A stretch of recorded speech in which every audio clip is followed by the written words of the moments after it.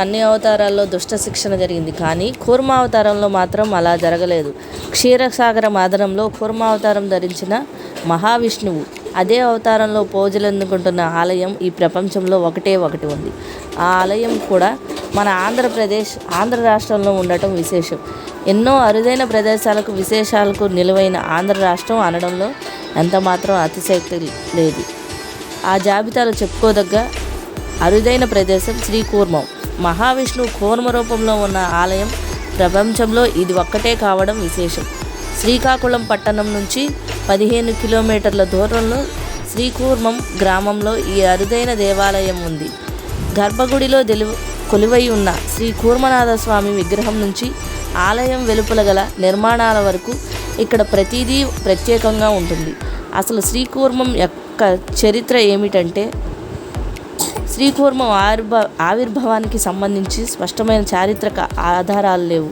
పురాణాల ప్రకారం పూర్వం శ్వేత చక్రవర్తి అనే రాజు దక్షిణ సముద్ర తీరాన ఉండే శ్వేతపురం అనే పట్టణంను పరిపాలించేవాడు. అతని భార్య విష్ణుప్రియ పరమ విష్ణు భక్తురాలు. ఒకరోజు ఏకాదశి దీక్షలో ఉన్న ఆమె వద్దకు భర్త శ్వేత చక్రవర్తి కామమోహితుడై వస్తాడు. దీంతో భర్తను వేచి ఉండమని చెప్పి ఆమె పూజా మందిరంలో ఉన్న విష్ణువును ధ్యానిస్తుంది. ఒకవైపు విష్ణువు, మరోవైపు భక్తి. ఈ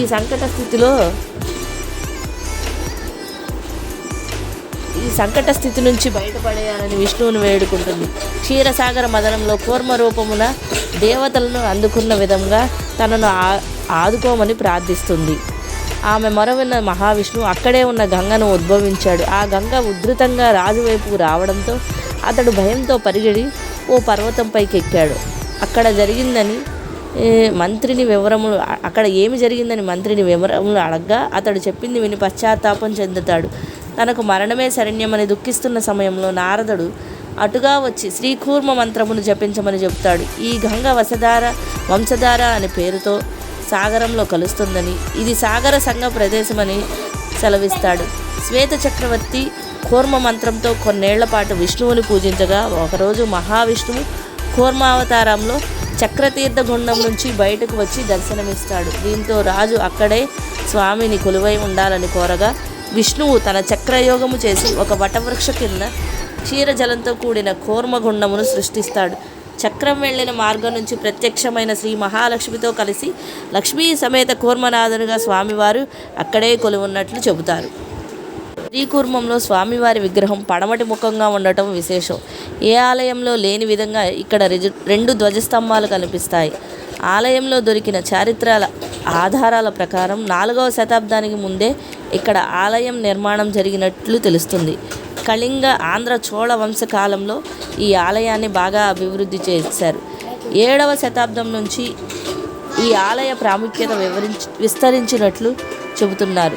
గాంధర్వ శిల్ప సంపద అని పిలువబడే స్తంభాలు ఆనాటి రాజుల పేర్లు, కీర్తిని చాటి చెబుతాయి. ఆలయానికి వెలుపల శ్వేత పుష్కరిణి ఉంటుంది.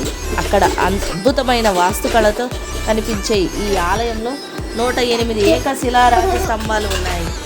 అయితే వీటికి ఒకదానితో ఒకటి పోలిక లేకపోవడం విశేషం. ఆలయంలో ఒక రాతి పీఠంపై కూర్మనాథ స్వామి దర్శనమిస్తారు.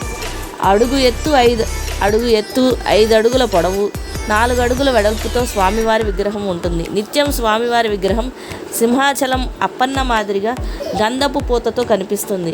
ఆలయ పరిసరాల్లో శ్రీ వరదరాజ స్వామివారు, శ్రీ రామానుజాచార్యులు, శ్రీ మధ్వాచార్యులు, కోదండరామస్వామి ఆలయాలు కూడా ఉంటాయి. విష్ణువు కూర్మావతారంలో ఉన్న ఏకైక స్వయంభూ ఆలయం ఇది. ఈ ఆలయంలో నిత్యాభిషేకాలు జరుగుతాయి. ప్రపంచంలో దుర్గామాత వైష్ణవదేవి రూపంలో ఉన్న 2వ ఆలయం శ్రీకూర్మం.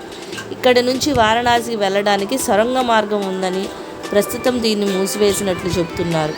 వారణాసి మాదిరిగానే చనిపోయిన వారి అంతిమ కర్మలను నిర్వహించే మోక్షస్థానంగా శ్రీకూర్మంకు ప్రత్యేక గుర్తింపు ఉంది.